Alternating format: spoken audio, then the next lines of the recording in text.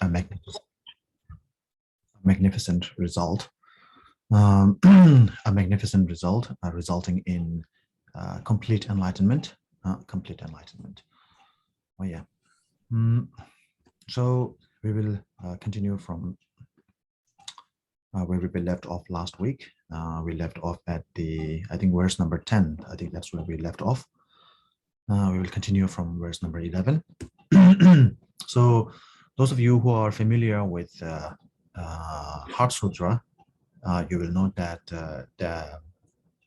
in Heart Sutra, the Buddha talks about no eyes, no ears, no this and not that.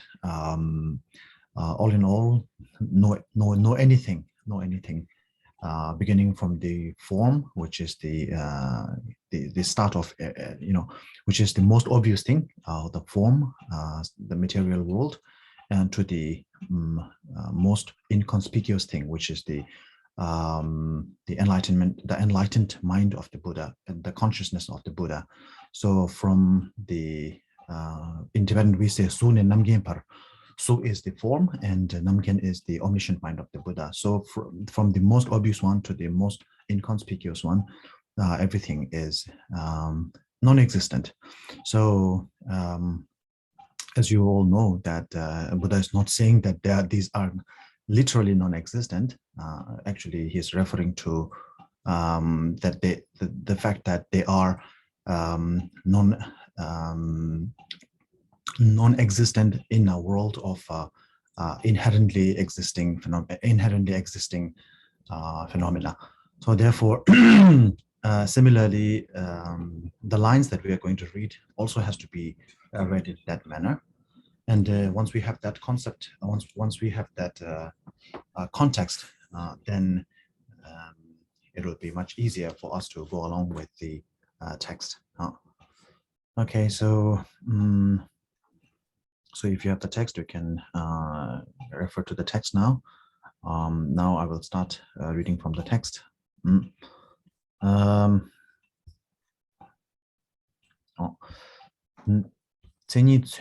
Okay. So verse number 11 and verse number 12 are actually talking about Tongkhor, excuse me, do you want me to share the text for you? I have, but if the others, if the audience, the class, the other participant would love to see it, then yeah, they can have it. Okay. I have the text with me. Thank you. Yeah. Beautiful. All right. No, I thought you did, but I just posted it to our class. Yeah. So I'm happy to share if you'd like. Yeah. Maybe that would be a good thing. Yeah. Maybe that would be a good thing. Thank you. Yeah. Right. Thank you. Okay. All right. So basically, these two verses are talking about the characteristic and the characterized, in the symbol and what has been symbolized, the reference and what has been referenced. So in Buddhist in the Buddhist dialectical field, everything, each entity has a sort of a definition, and that definition is usually called a characteristic. Characteristic may be a little bit different from a definition. A definition has to be, as the obviously definition has to be definite, and characteristic does not have to be definite. So, for example, the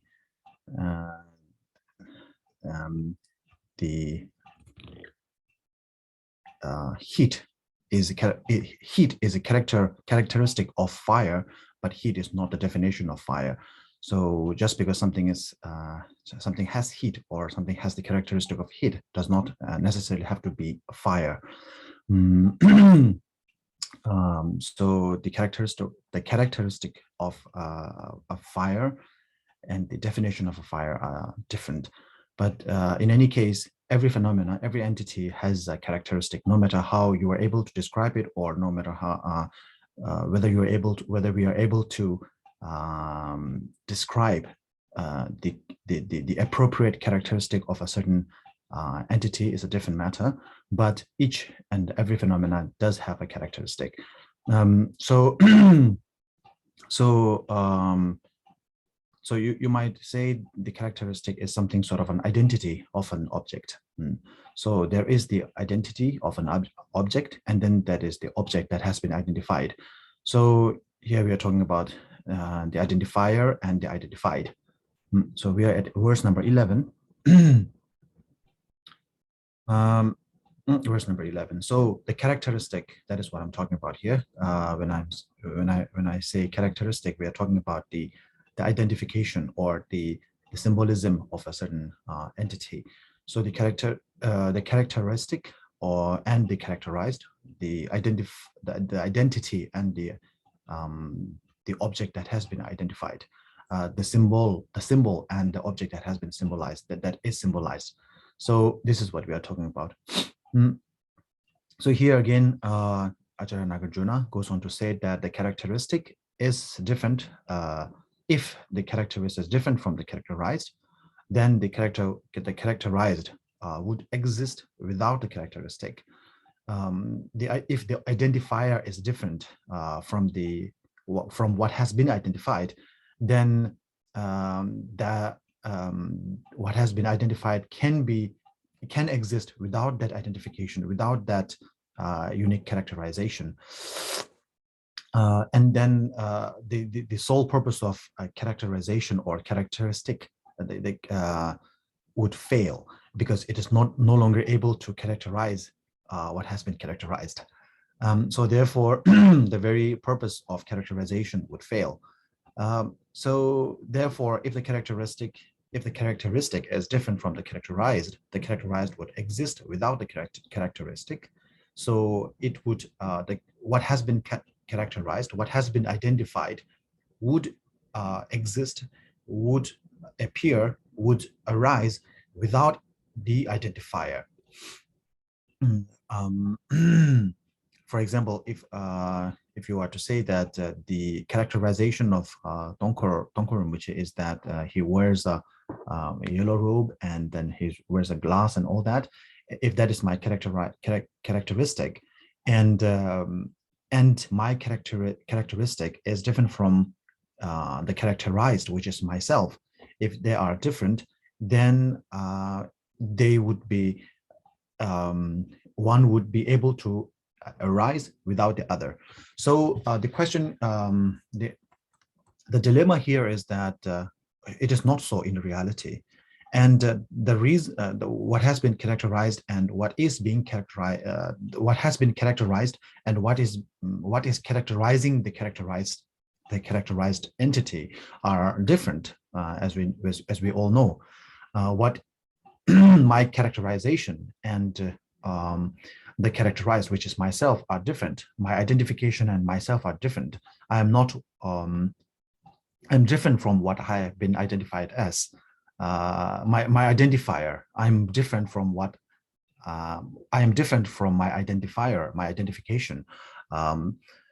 So the dilemma comes in the form, comes because if the characteristic is different from the characterized, in a realistic way. So when we say realistic, we are talking about inherently realistic.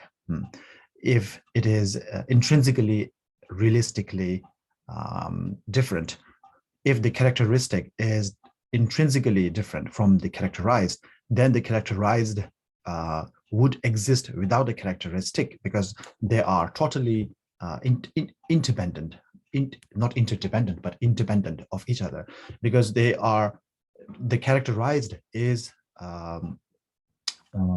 functioning independently, because it exists, it arises intrinsically, so therefore it functions intrinsically, and therefore independently on its own. So therefore, as the name suggests, it functions independently. It does not function through dependence upon what has been characterized. So therefore, if that difference, right? So the first line, if the characteristic is different from the characterized. So highlight the word different here.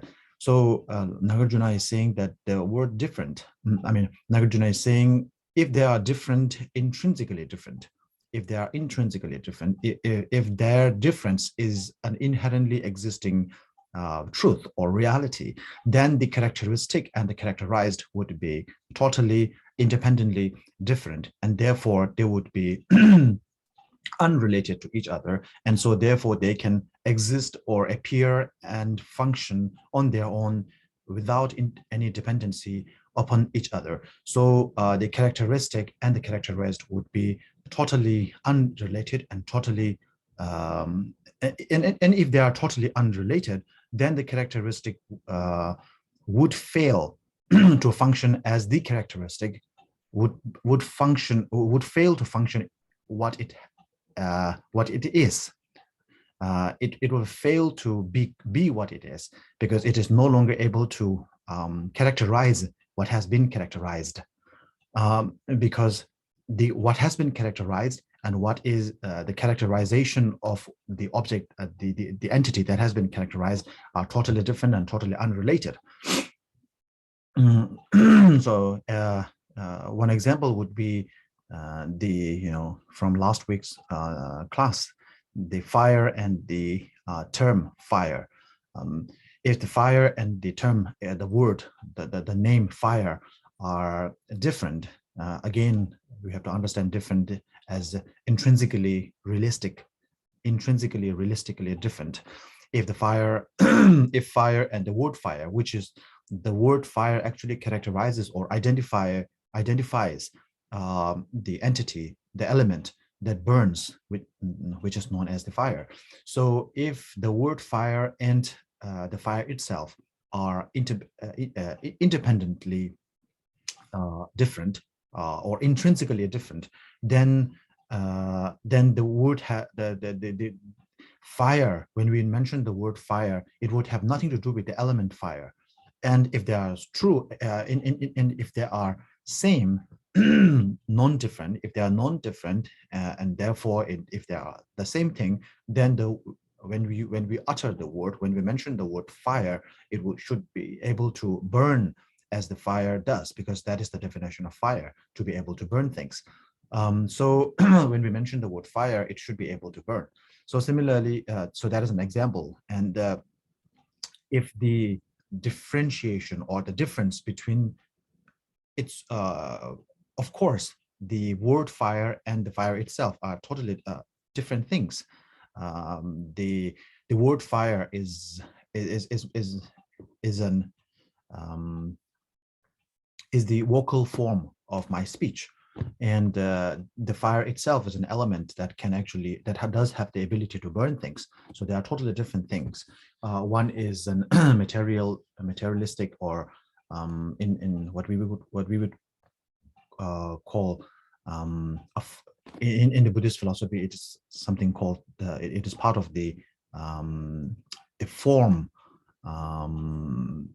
suk, or the form, and especially the sugi genche, or the form sphere, which is something that can be seen. And the name fire cannot be seen. It can only be heard. The name fire and the fire element are totally different, because one has to be seen and the other has to be heard, and so therefore they belong to the subject of different sense spheres. One is the subject of the eye sphere, and the other is the subject of the ear sphere. So coming back to what we are talking about today, the characteristic, even though the characteristic and the characterized are totally different, are different things, but if their difference is in the form of the inherent nature, then that the characteristic and what has been characterized by that characteristic would have no relation to each other, because they are intrinsically different, meaning they are interdependent. They are independently different from each other. So therefore, as the name suggests, they are independent, and therefore they are unrelated. And so for that, because of that, one would not have the ability to the characteristic would not have the ability, would not possess the ability to function as the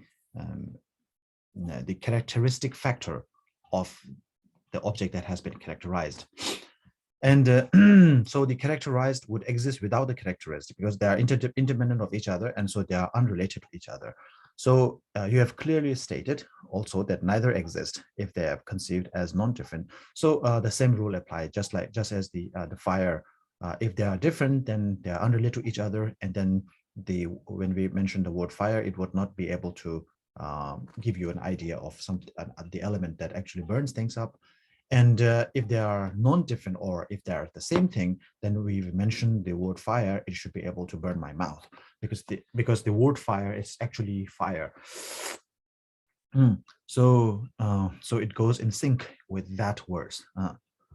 Now,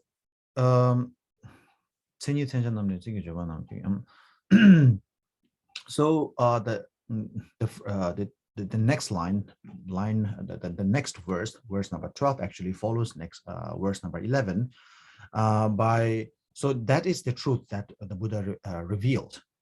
Verse number 11 is what the truth that Buddha is revealed. And now Nagarjuna is making a summarization of that previous verse: devoid of characteristic and the characterized, and free from utterances of words, with your eyes of perfect gnosis, you bring tranquility to the beings. So what he basically is saying is that, so we will go from the last line of verse number 12, which is you bring tranquility to the beings. So tranquility here is another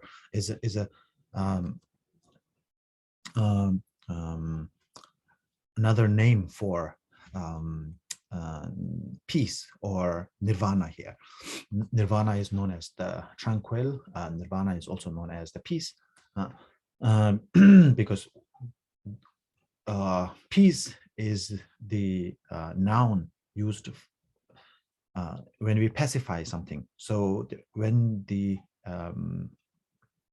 afflictive emotions, afflictive elements within our consciousness has been pacified, then we reach the stage called peace, and that is the ultimate peace, because the other sort of peace that we have are never long lasting. So devoid. So you bring tranquility to the beings. That means you actually give or bring nirvana, peace or nirvana to the beings through the eyes of perfect gnosis or perfect knowledge. And Buddha himself said that I cannot give you my nirvana, I cannot give you my my attainments, and also I cannot take away your pains and your sufferings. All I can do is to show you the show you the path which leads you to nirvana. And the nirvana is nowhere but in your own hands, in your own palms. So that's what the Buddha mentioned in the Nirvana Sutra. And following this line, Nagarjuna is saying that you bring tranquility to the beings, not by transferring your own attainment to them, but by opening the eyes of perfect gnosis or perfect knowledge, or the eyes of being able to perceive the ultimate reality of interdependency, or the ultimate opening the eyes of seeing ultimate reality, which is the absence of inherent existence. So with your eyes of perfect gnosis, free from utterances of words. So Buddha actually showed that the characteristic and the characterized, none of them exist inherently. So there is, of course, there is something to be characterized. Of course, there is something, there is the characteristic of an object, and there is the characterized, there is an object that has to be characterized, and then there is the characteristic of the object. There is the identifier, and then there is the identity. But what Nagarjuna is saying, that both the identifier and the identity are devoid of inherent intrinsic nature.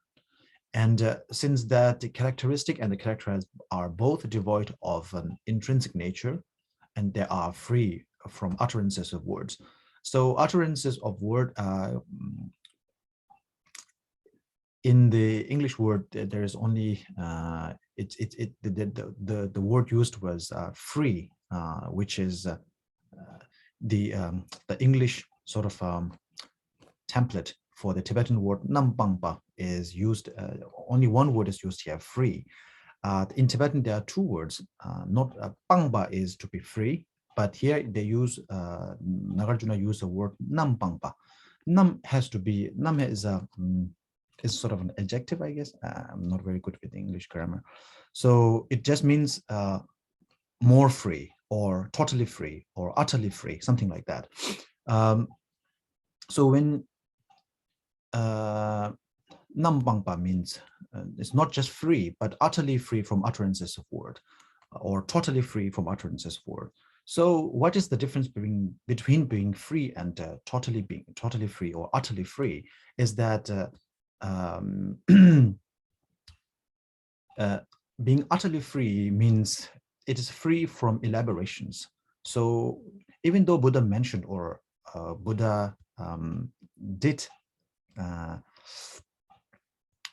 even though Buddha did uttered these words, the Buddha did utter the words that leads to the path towards perfect, peaceful, ultimate peace, which is nirvana.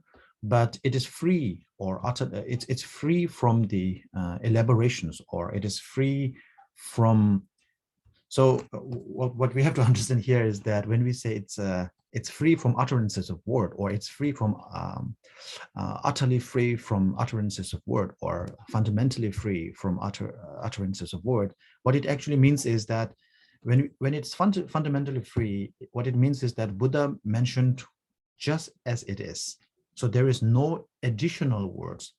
So to be free from elaboration means to be free from add-ons. There are no add-ons. There are no elaborations. He mentioned, or he uttered, just the necessary terms, just the necessary words to describe, to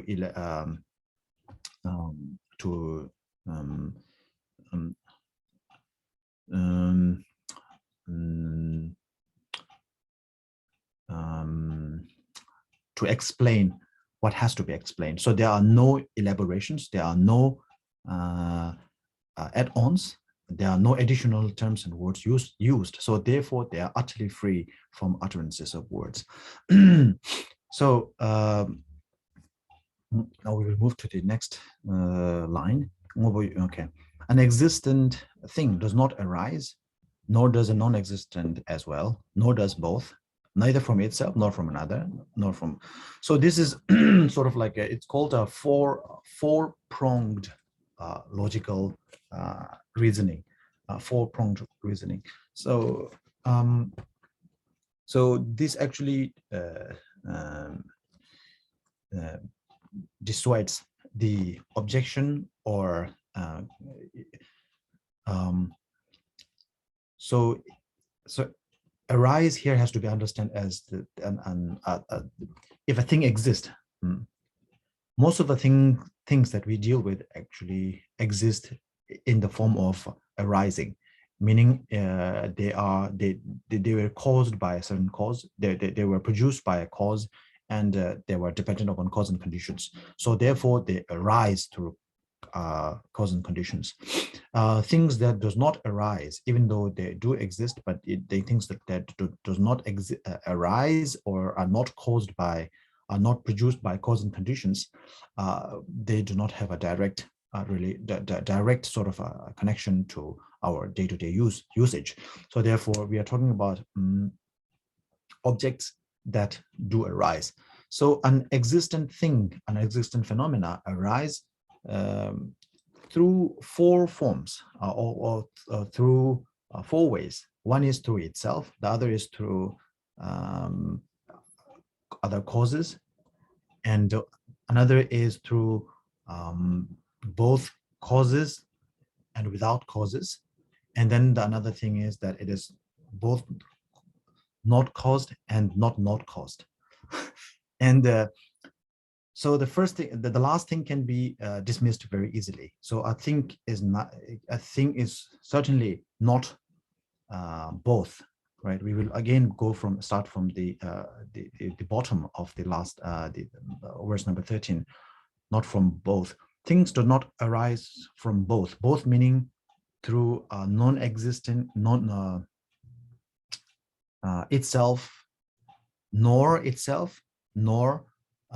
others. So a thing cannot arise from both. If a thing is existent, it is. If a thing arises, if a thing exists, it has to. It cannot arise from both, or it cannot be both. It cannot be both in the sense that it is both arising and both not arising, and it cannot be neither of them, and it cannot be through an other cause. So again, we have to understand this in the this is again a reference to the ultimate nature. Of course, in the conventional sense, things do arise, and things do arise through causes other than itself. So there is a big sort of a debate going on between of course between the Madhyamikas and the other schools, and especially within the Madhyamika schools, there is the discussion about how things function, how causal things function. So if a thing is caused, if a thing arises, or if a thing is existent, if a thing is produced, is it produced by other causes and conditions, or is it caused by itself, or is it both itself and other causes, or neither of them? So it's a four-pronged sort of logic: by itself, by others, by both, by neither. So the four-pronged sort of logic, this is that is the logic used.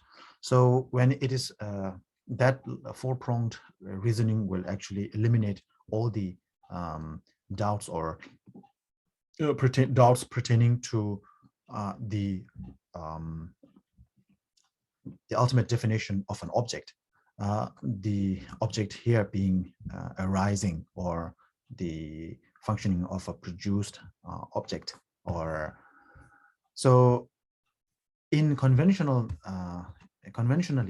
a thing is things do arise, or things are produced by other causes, and so a thing is, things are not caused by itself. If things can be caused by itself, if it does have a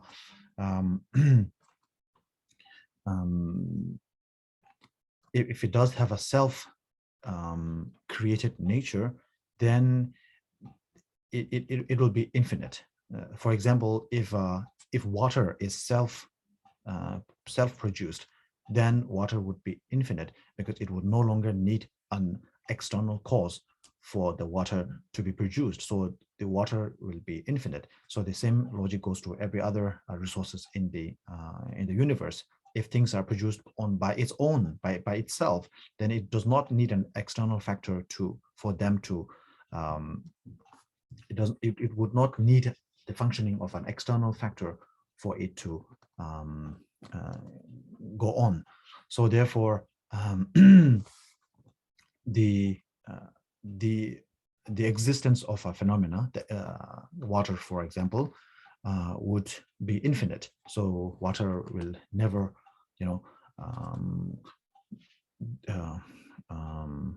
never go out of existence. So the reason water does go out of existence is because it's not caused by itself. It is not self-run. It is not self-created or not self-generated. It's not. Yeah. It depends on other causes and conditions for it to function, for it to come into existence. And if it is neither or both, then of course, if it is both, then there's a contradiction. If it's neither, then there wouldn't be there wouldn't be water at all. So neither here means caused both by an external cause, produced by an external cause, as well as produced by itself. That is both.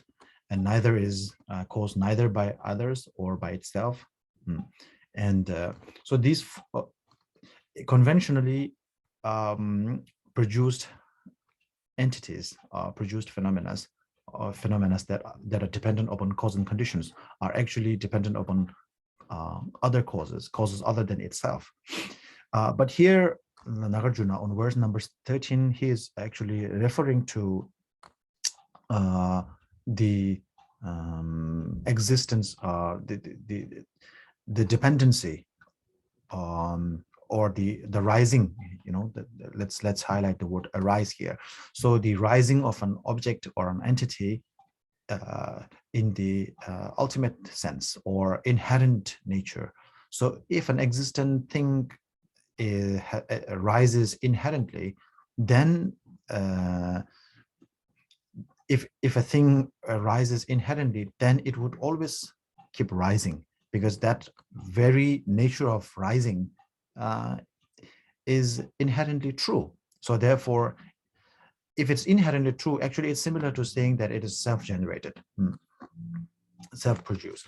And if it is self-produced, if it is self-driven, then it will always go on doing so. And so therefore, an existing thing does not arise, nor does a non-existent thing as well, because non-existing, as obviously, as the name suggests, it does not, and nor does both. Because the non-existent thing does not exist for obvious reasons, and an existent thing does not arise or exist in the intrinsic, in an inherent way, because if it does, then it would always keep on existing, because that is the existence, the rising of an existent thing is inherent in nature. So therefore, it is the very nature of the existent thing to arise. So if it is the very nature, if it is the very element of the existent thing, then it will always keep on rising, because once it stops rising, then it will stop being an existent phenomena. And since it is an existent phenomena, it has to rise, because that is the very nature of it, that existent phenomena. So if they are intrinsically arising, that is, and neither from itself nor from the another. So the same reason apply here. Now we'll move to the next one, which is it is logical for an existent thing or existent phenomena to endure, not so for such a thing to disintegrate. Since it's logical for a non-existent thing not to endure, it cannot come to disintegration. These two words, actually verse number 14 and 15 has to be read together. First of all, it's illogical for an effect to emerge from a cause that is itself destructed. It does not arise from an undestructed. Two, you accept a dream like arising. So this may seem really complicated. So the main point of this point number 14 and 15, verse number 14 and 15 is actually a reference to what is known as the in Tibetan we call it Shiva Ngobol Kelemba, which is the disintegration is an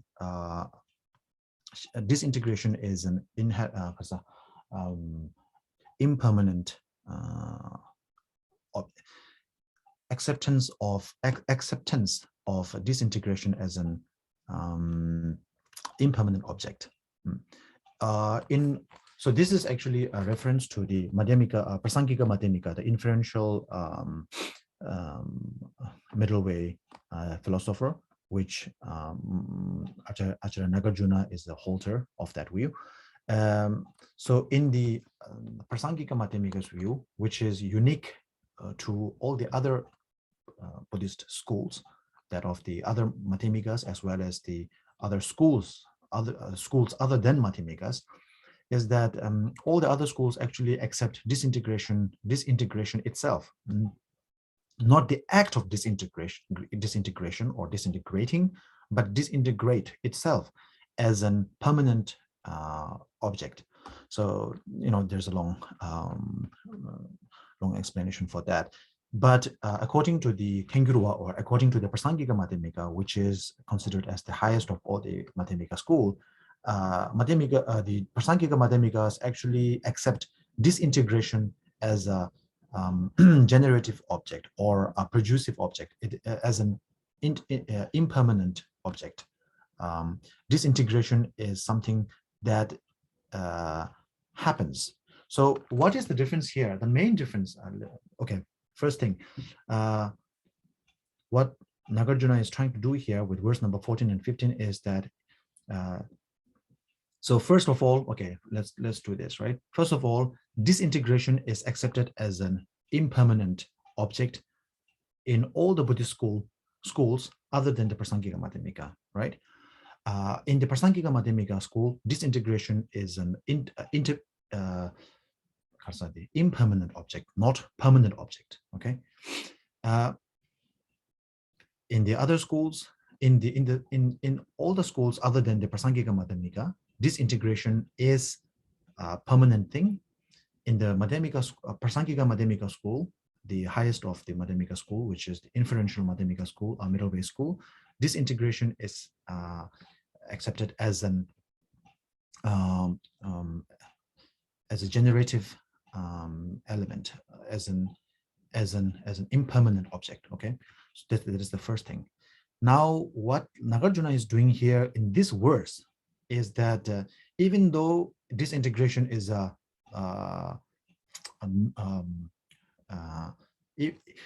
conventionally, again, Madhyamikas accept disintegration as a impermanent object, but here he's sort of making a wordplay by saying it's logical for an existent thing to endure, not so for an existent thing to disintegrate. Since it's logical for a non-existent thing not to integrate, it cannot come into disintegration. So what he's saying is that conventionally, disintegration is an impermanent thing. So therefore, it does change, it does disintegrate. So disintegration is a procedural phenomena. But if you're talking about disintegration in, again, just like the Heart Sutra, as we mentioned earlier, if you're talking about disintegration, if you think disintegration in the sense of in the ultimate nature, or of in the, if you think of disintegration as the inherent nature, inherent way of objects to come into cessation, then then that disintegration itself does not exist. Because disintegration here, if disintegrate is an inherent object, then it will always remain in disintegration, and so therefore the disintegration cannot come into disintegration, you know what I mean? Because it always remain in disintegration. So to disintegrate means to change. If it is inherently changing, then it cannot be changing, because the very nature of changing is the change itself. So, the wordplay here is that, as we say in everyday conversation, we say change is the only, what is the thing? Change is the only what? Constant thing. So it does not, what it means, it does not mean it is actually the constant thing. What it means is that change is always happening. That is what we are trying to say, right? But we will usually say change is the only constant thing in the universe. So it does not necessarily really mean, we are not really saying that change is the only constant thing. What we are saying is change is always there, as long. So similarly, if disintegration is inherently, if the disintegration of an object is inherent, if disintegration of an object is inherent nature, then it cannot disintegrate, because to disintegrate it means to change, and it cannot change to another thing, because being in change is the very nature of disintegration. So it cannot change to other things because it has to change into itself in a way. So that is the sort of the wordplay that he is doing here. And again, he in the root lines of Madhyamika, in the root lines, or the root verses of Madhyamika, he also used the same logic with walking and other things. So he tries to actually plays with the functioning or the object. The functioning of a walk. So what is walking? So to walk is to put one foot, before the other. So if there is if walking exists in an inherent way, then you cannot pinpoint walking, because walking is actually an act of changing one step before the other. And when you are pinpointing at one step, that step is actually not walking. That step is actually already walked. And another step, the other step is if you are walking left feet first, then left feet is not walking because it has already walked. And the right feet has not walking because it is going to walk. So in between the two, you cannot find what is walking. And if there is no walking, then there is, if there is no walking, you cannot pinpoint what is walking. So similarly, he's also saying, again, in the ultimate sense, you cannot find disintegration. So in conventional sense, of course, there's walking, right? When the act of putting one foot before the other, that is the walking. But if you look for it, if you try to pinpoint what is walking, then you cannot find it. Similarly, disintegration, even though Prasangika Madhyamikas impute that disintegration is a changing phenomena, it is not so in the inherent manner, because if you look at it inherently, then the disintegration disintegrates to exist. So you cannot find it. So that is the kind of, the dilemma, or, that he's saying. Okay, so the next line. First of all, it's logical for an effect to emerge from a cause that is itself self-destructed. It does not arise from an undestructed too. You accept a dream like arising. So, so to understand this better, we will use the walking analogy. So, what is walking? The act of walking is putting one foot before the other. A functioning of feet, one foot going before the other, and the other foot following the right foot going before the left foot, and the left foot following the right foot.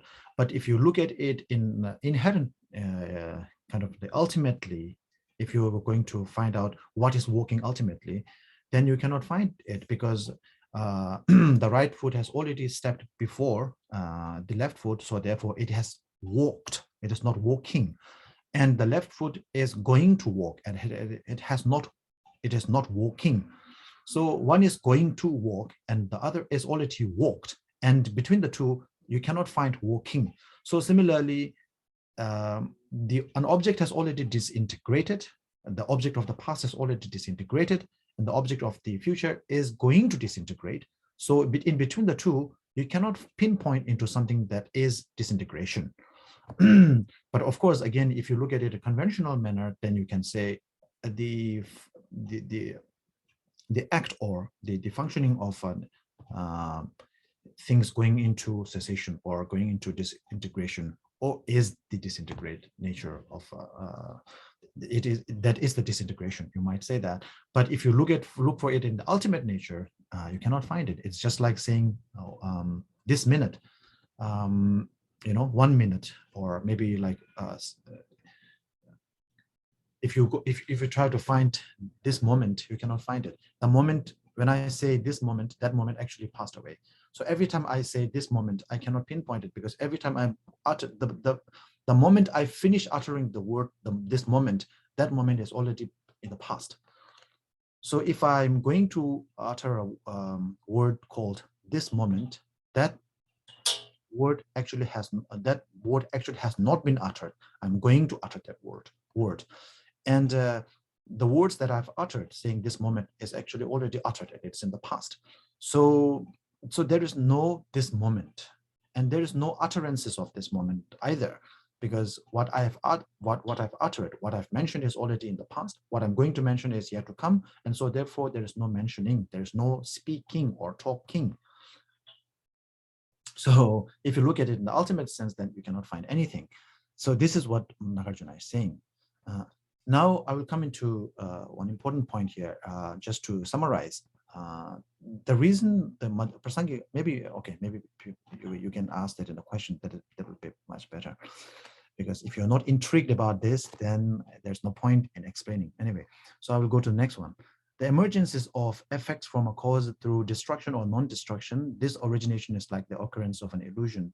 So again, the verse number 15 is Nagarjuna says, you accept things are like a dream-like arising. So in the dream, nothing is realistic, right? I mean, within the dream world itself, it looks realistic, but when you come out of the dream, everything is just as we say, it's just a dream. It's all made up. It's all. Similarly, the concept of walking, the concept of destruction, the concept of disintegration, the concept of talking, the concept of act or acting, the whole functioning is like a dream. Because if you try to pinpoint it, if you try to look for it, ultimately you cannot find anything. So therefore, for that matter, everything is a dream, has a dreamlike nature. Now we will go to next verse number 16. So therefore, the emergence of effects from a cause through a destruction of a non-destruction, destruction or non-destruction.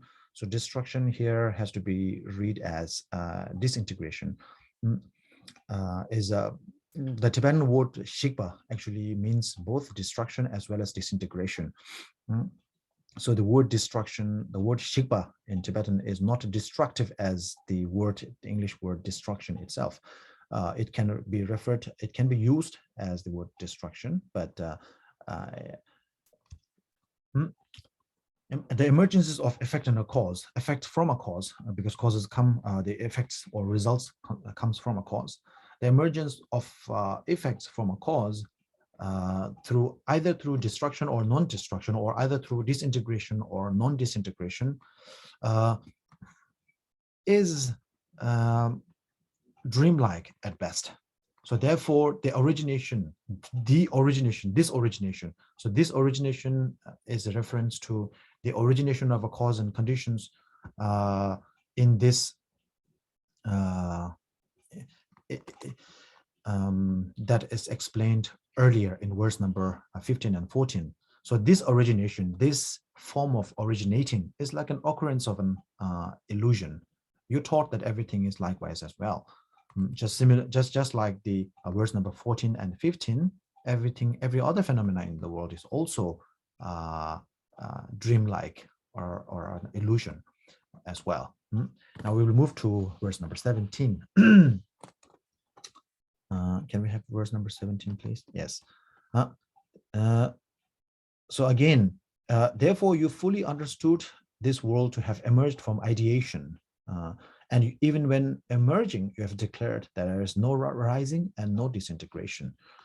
So again, so this is the arising is the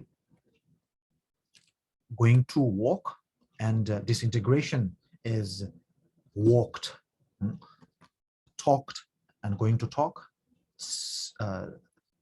going to speak and spoken. So between the two, you cannot find speaking. Between what has been spoken and what you are going to speak, you will not find speaking. And if there is no speaking, actually there won't be spoken and going to speak, because both past and present, both future, past and future are based on the present moment, right? So if there is no speaking, if you cannot pinpoint speaking, then you cannot say I have spoken, because spoken is the past tense of speaking, and going to speak is the future tense of speaking.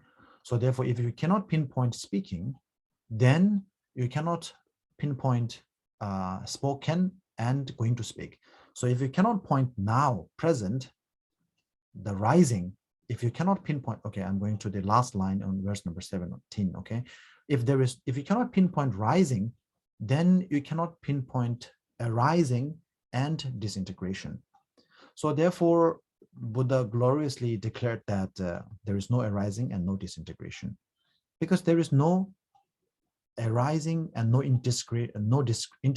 disintegration, because there is no happening or no rising on its own.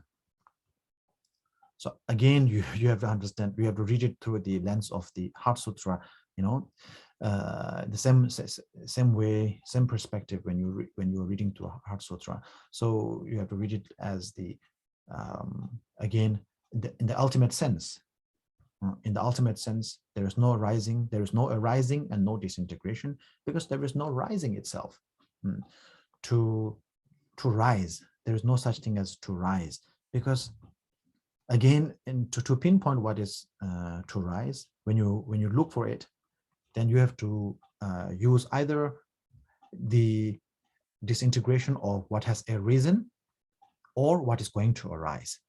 And between the two, there is no rising.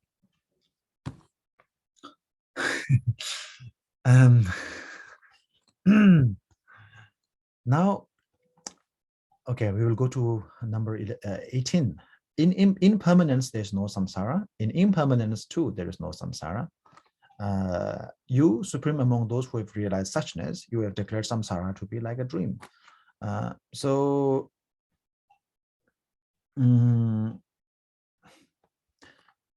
the in English, it's a little bit hard to understand. In Tibetan, permanence and impermanence works in the line of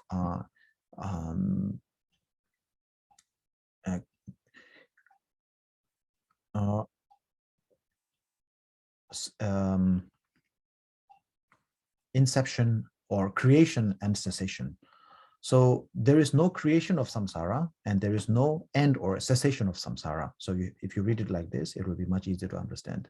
So if it is permanent, then there is no end. So therefore there is no cessation. And if it's impermanent, which means there is an end, if there is an end, there should be a beginning. There should be an inception as well. So what we have to understand, when you read the word impermanence and permanence here, we are talking about the creation and the destruction, the beginning and the end. Let's read it that way. So there is no beginning of samsara. There is no end to samsara. Again, in the ultimate, in the conventional manner, of course, there is beginning of samsara. There is both of, samsara has a beginning and an end.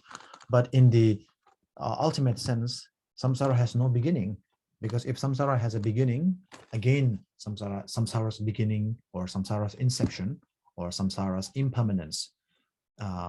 If you are talking about samsara's impermanence or beginning, inception in the ultimate manner, then we're talking about samsara's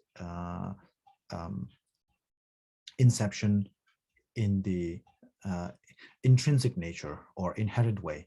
So if samsara's inception, the beginning of samsara, is intrinsic in nature, then samsara should always stay in that line.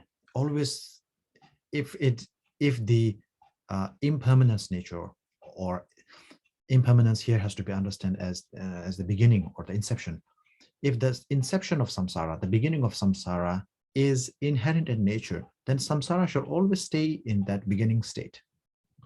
And if it's always staying in that beginning state, then it always remains in the beginning, and there is no middle or there is no end.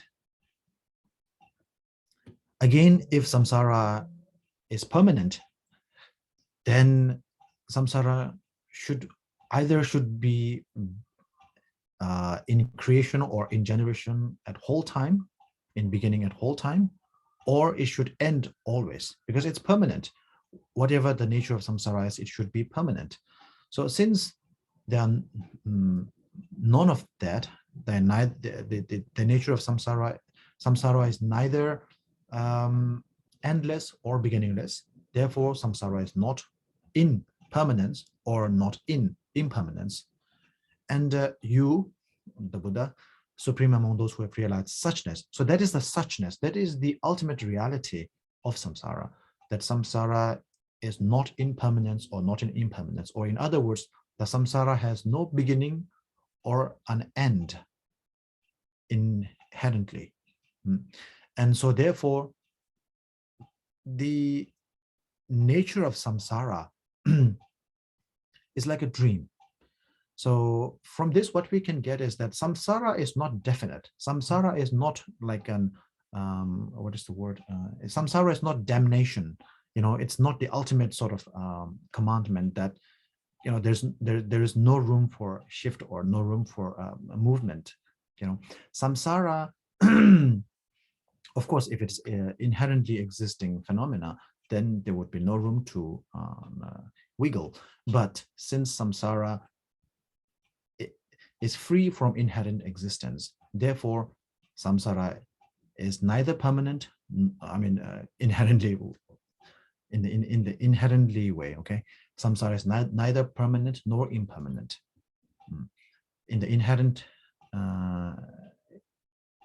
in inherent way, samsara is neither permanent nor impermanent. In other words, samsara is free from a beginning or an end that is intrinsic in nature. So therefore, samsara is, but we deem samsara to be totally absolute, totally opposite of what it is. We think samsara has a beginning. Samsara, or most of us think samsara has been there since forever. There's no beginning. Therefore, it is permanent. And we also think that there is no end to our pain and the suffering. So therefore, it is also impermanent in the nature because there is no end.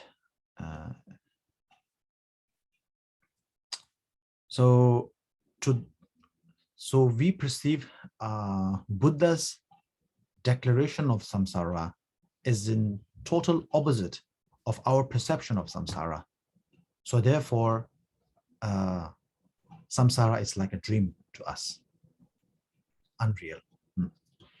Now, next one is 19 dialections assert that suffering is created by itself, created by another, by both self and another, or that they have no cause at all. You have said it to be dependent origination.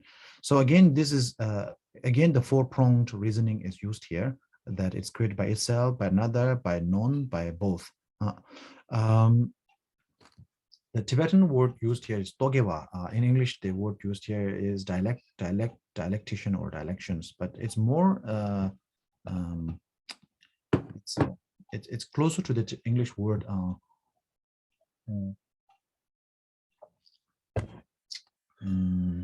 There's a, usually we say something called one who knows the price of everything, but the value of none is a cryptic or cynic, yeah. So the actual term used in Tibetan is togewa. Togewa is someone who is cynical, a cynic. Anyway, so the translation here used the word dialections. Usually togewas, the Tibetan word togewa, are dialections or very eloquent and loquacious in their explanation, but at the same time, they're very cynical. So anyway, cynical dialections, maybe that's a better word, assert that suffering is created by, so anyway, this is actually a reference to all the schools other than the Mother Maker, or all the schools other than that, other than to which Nagarjuna belonged to. So it's like making a jibe at all the other schools. So all the other schools, all the schools other than the Prasangika Madhyamikas assert that the suffering is created by self, other, or that. But you, Buddha, actually have stated that it is none of that, but dependently originated. Okay. And that which originates through dependency, this you maintain to be empty, that no independent entity exists. You, the peerless, proclaimed in lion's roar. So since all things are dependent upon causes or ideation, things are dependent in nature. They are empty of having an independent entity, and so therefore all things are emptiness in nature. So this is it's a proclamation made by Buddha. So it's a proclamation because all the noises that a lion make is called not all the noises that a lion makes is called a roar. So roar is a growling sort of a noise that actually startles everyone around. When the lion roars, that startles every other living being around the animal, around it. In other words, it is a very unique sort of a declaration. So similarly, the the declaration of interdependency, or the idea or the philosophy of interdependency, or the philosophy of emptiness, is like a lion's roar. It actually distinguishes itself. That roar or that sound, that proclamation distinguishes itself from all the other proclamations made by Buddha, and of course made by any other teachers, or any other saint, or any other messiahs, any other teachers of that era or before. So therefore, for that reason, it is a lion's roar. It is not the sound of a, or it is not merely a sound of a lion, or a voice, or of a sound made by a lion, but the roar made by a lion. Okay. Since you teach the ambrosia of emptiness to help abandon all conceptualizations, he who clings to this, you have strongly condemned. So this is very beautiful, actually. There's something called, I think many of you are already familiar with something called the emptiness of emptiness. So this is actually a reference to that one. So what happens is, when to get to that point, actually you have to cross a lot of hurdles. You have to cross a lot of hurdles, a lot of obstacles. Once these are the kind of people who actually understood the meaning of emptiness. Even so, when you understand the meaning of emptiness, and you think you get to the point where you think emptiness is everything. Emptiness is the essence of Buddha's teaching. It is everything. It is the most important thing in the Buddha's teaching, and everything. And then you start clinging to emptiness. So the very reason, or the very just as it's called a lion's roar, it is the very uniqueness of this lion's roar. The proclamation of emptiness is that you have to free everything from the inherent of inherent existence or inherent nature that you are projecting things as. So when you think the abandonment of inherent perception is the very thing that I need to be going after, or I need to be running after, I need to be clinging towards, then you are actually depending upon, or you are actually perceiving emptiness to be the ultimate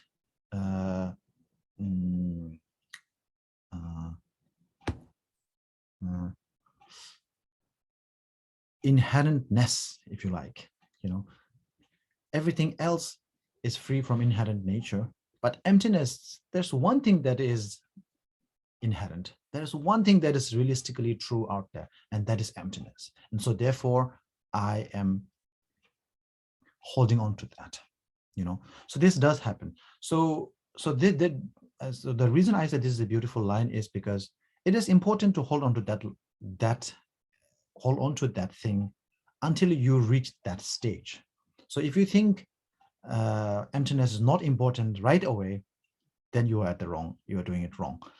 Until you reach a stage where you have a very strong familiarization of the concept of emptiness, then you should hold on to emptiness as a very important part of Buddha's teaching, a very essential part of Buddha's teaching, until it starts to becoming such a burden, or the the perception of the conceptualization of emptiness, the idea of emptiness starts to drag you down spiritually.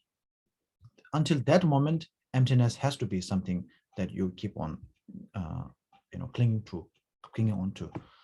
Usually we use the analogy of a boat. A boat is not something that you carry after you reach the bank of the river, but until you reach the bank of the river, you have to depend on the boat. If you think, certainly the boat is something that you don't carry after you reaching the bank of the river. But if you think, because you don't have to carry your the boat to your ultimate destination, so therefore I don't need the boat, then you are wrong, because you would need it until you reach the bank of the river. And once you reach the bank of the river, you hop off the boat and then you walk until you keep walking until you reach the ultimate destination. So again, so as I said earlier, the idea, the conceptualization, the idea that clinging on to emptiness is important for us. For us, it's important. For us, we have to, because our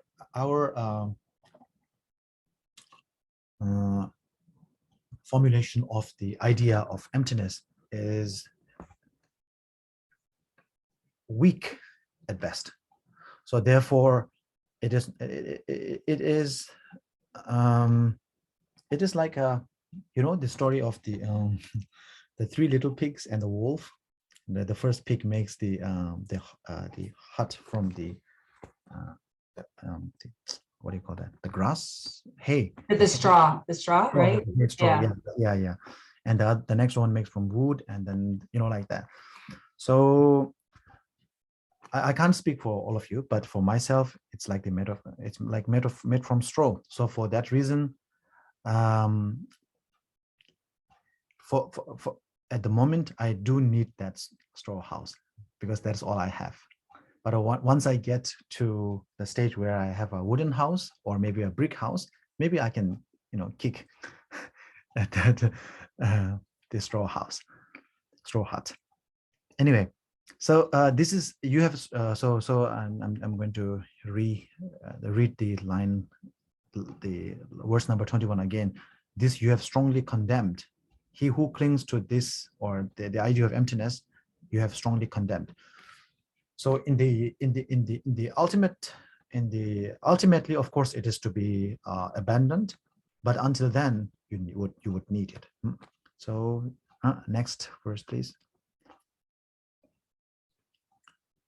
Since they are an inert, dependent, empty, like an illusion, the arisen out of conditions, you have made it familiar to the world that all phenomena lack reality.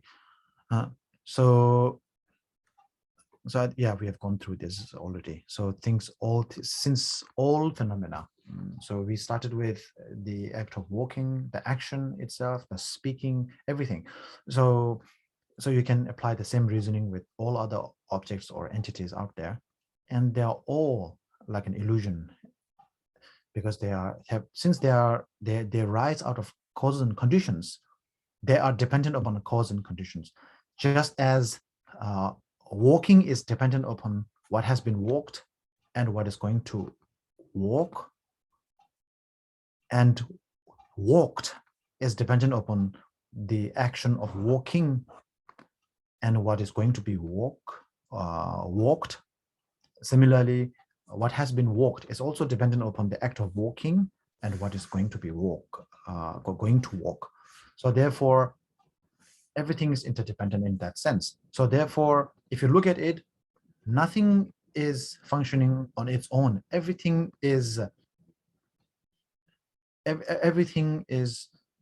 little thing that seems to be walking on its own are actually functioning for something else or some other phenomena. And so therefore they are all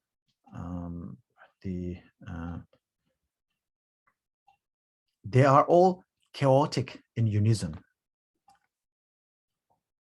or united in chaos, maybe. Wow. So next slide. There is nothing that you have brought. Oh, this is beautiful. Okay, there is nothing that you have brought forth. There is nothing that you have negated. You have comprehended that suchness as it was before, so it is afterwards. So this line actually refers to something. Even in the sutras, Buddha himself said many times that emptiness, which is regarded as the main teaching of the Buddha, is not dependent. The nature of emptiness is not dependent on the Buddha. Whether the Tathagata, the one who has gone into bliss, Tathagata, or when Buddha refers to himself in the first person, he usually calls him. He usually uses the term Tathagata, the one who has gone into bliss.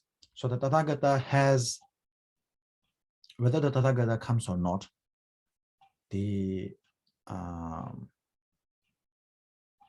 nature of phenomena will always remain the same, free of inherent existence, empty of inherent existence.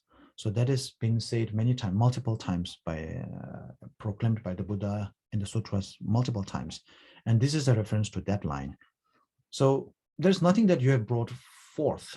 So what it means is, even though, we talk about this being the lion's roar and it being the uniquely, characteristically unique from all the other teachers and all this and that. Yes, in a sense, yes. Conventionally, it is a very different proclamation and all that. But ultimately, what you have taught or what you have spoken is not something that you have made up. Phenomena are not empty of inherent existence because Buddha said so. They are empty of having inherent existence because they are empty of inherent existence. Simple as that. 1 + 1 is 2, not because Buddha said so, but because it is 2. Simple as that. So you have comprehended that suchness or that truth as it was before, so it will be afterwards. Even before you came, before Shakyamuni Buddha came, it is like that. And even 2,600 years after his death, it is still the truth. So without entering the meditation, okay,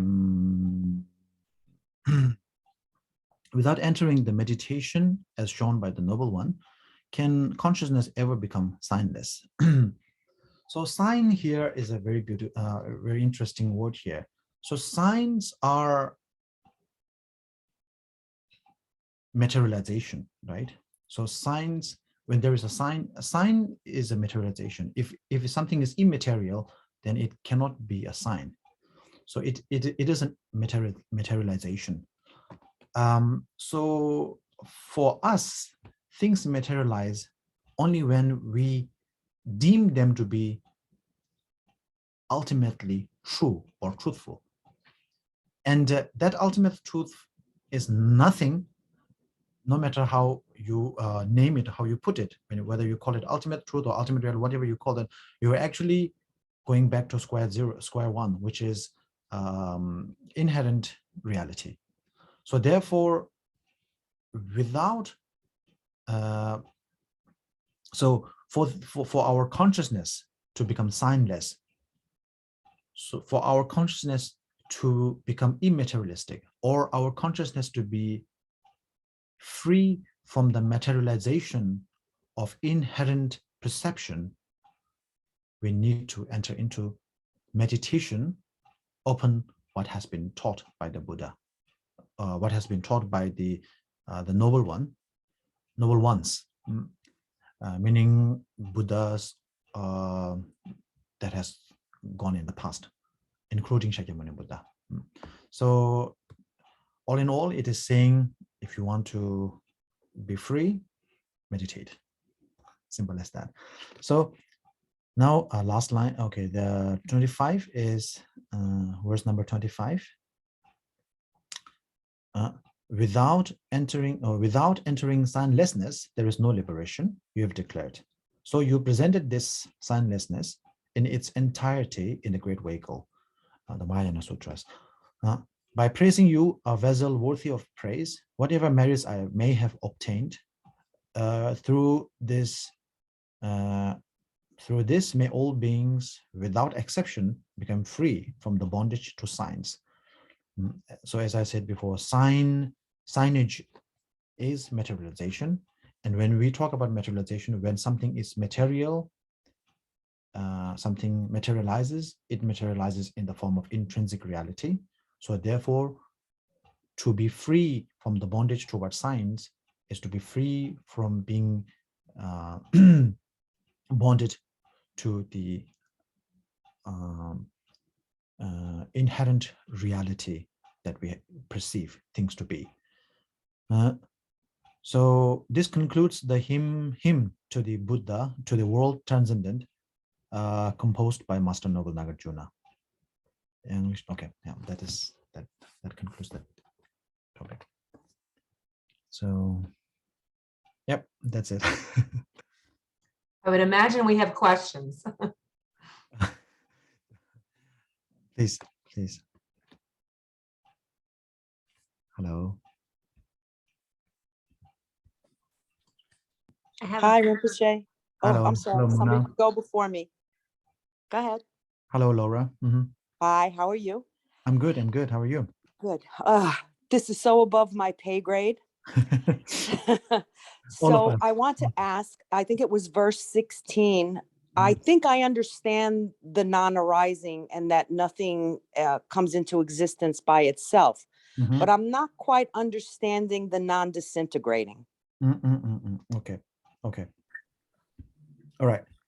So as I mentioned earlier, there is the disintegration.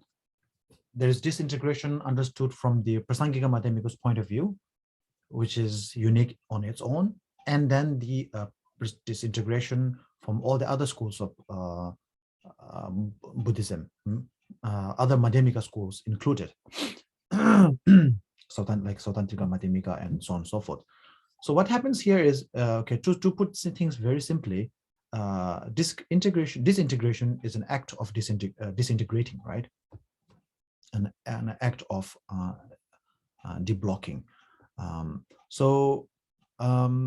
From all the other schools of Buddhism, from the schools of Buddhism other than the Prasangika Madhyamika, things do exist inherently. So therefore, all phenomena, including disintegration, is an inherent reality. So therefore, disintegration is not an action or it's a functioning, something that is happening, but it is something that is. It is not understood in the manner of happening. The contrast to that, I will give you an example later after this. The disintegration as understood by Prasangika Madhyamika is disintegration is not a thing that is, but a thing that is in process. So the difference here is when you understand something to be, it is. The difference between something that is happening and something that is already there. Can you see, can you relate to the realityness of these two objects? For example, there is a building, there is a there's a high-rise building that is coming up, and then there is a high-rise building right outside your window. So between the two, you can relate to the realityness of these two buildings. One that is coming up, it's maybe like it's a 100-story building, and like only 30 floors are up and still going on. So you don't, when you call that a high-rise building, it immediately the building that has already been built up comes up. The building that is in process does not come into your mind, because that is something in the process. It is happening, is not there yet. So one with our connection, or maybe not connection is not the right word, our closeness, our closeness, so therefore our attachment to the object that is there vis-a-vis the objects that is going to be there are totally different. The object that is appearing, the object that is in the process of coming into, is something that we have not totally bonded yet, because it's still in the process. So not only disintegration, but also the idea of negation. It's a very important subject, very important sort of theory. Maybe theory is not the right word. According to the Prasangika Madhyamika, even negation itself is not understood as a noun, but rather as a verb, something that is in the process. In all the other schools, negation as well as the disintegration, disintegration is a form of negation. It's a form of negating what it is, what has been. So what has been, or what it is now being disintegrated. It's now what is now going into what was, or what has been. So therefore, that process, according to the Prasangika Madhyamika, it is a verb. It is something that is in the process, negation as well as disintegration. In the schools other than the Prasangika Madhyamika, it is understood as a noun, not as a verb. So therefore, when you understand negation as well, when you look at disintegration as a noun, then it becomes already the reality nature of disintegration solidifies into that of an inherent existence. But when you put it in the form of a verb, as in the process of acting, activation, going into, becoming, it actually loses that solidified, therefore, your closeness and bondage towards the entity, that subject. So that is the main difference here. So disintegration is disintegration, as we all understand it, but the point of view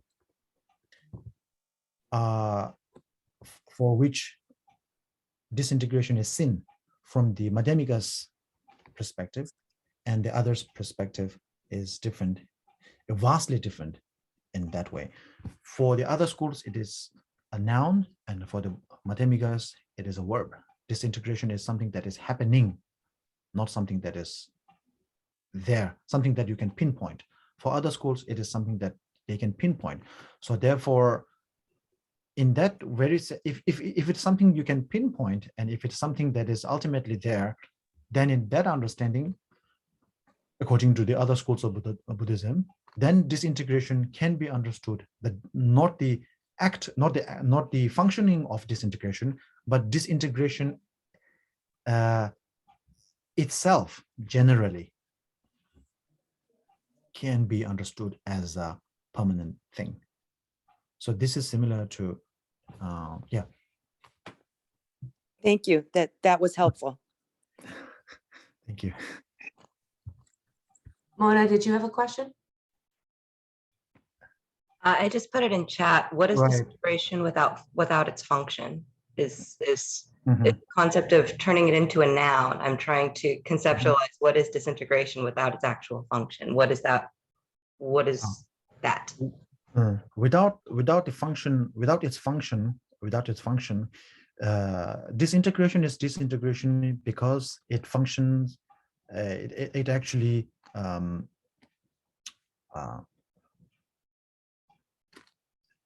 functions the act of disintegrating things.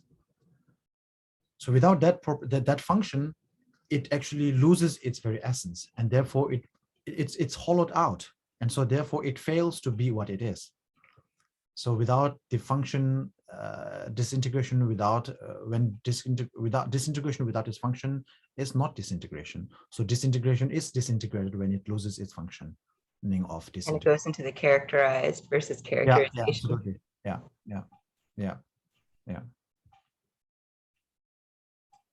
Are there any other questions?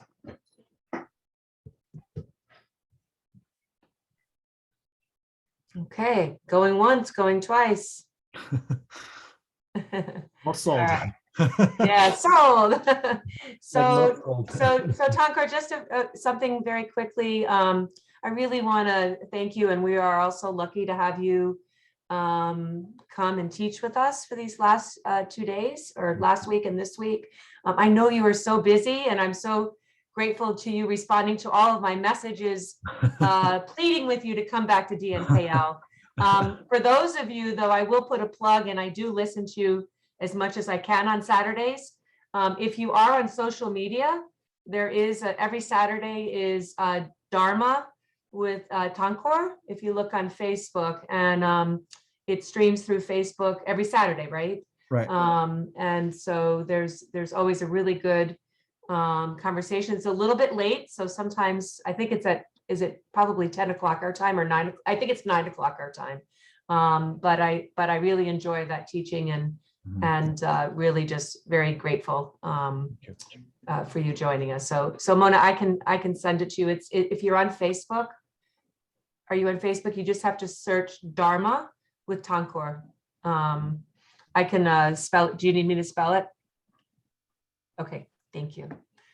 So you have a good rest of the, is it nighttime for you or morning? It's nighttime, yeah. Okay. Yeah. So it must be very late. So thank you. That's all right. Thank you for having me, Gloria.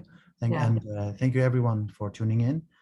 And you know, as all of you know, Dharma is something that we have to familiarize. So please familiarize with the text, and I'm very confident that you will be doing that. And so I'm always glad to be back to teach in DNKL. And thank you everyone, and have a good night. Thank you. Thank you. Bye-bye. Bye-bye. Thank you. Thank you. Thank you.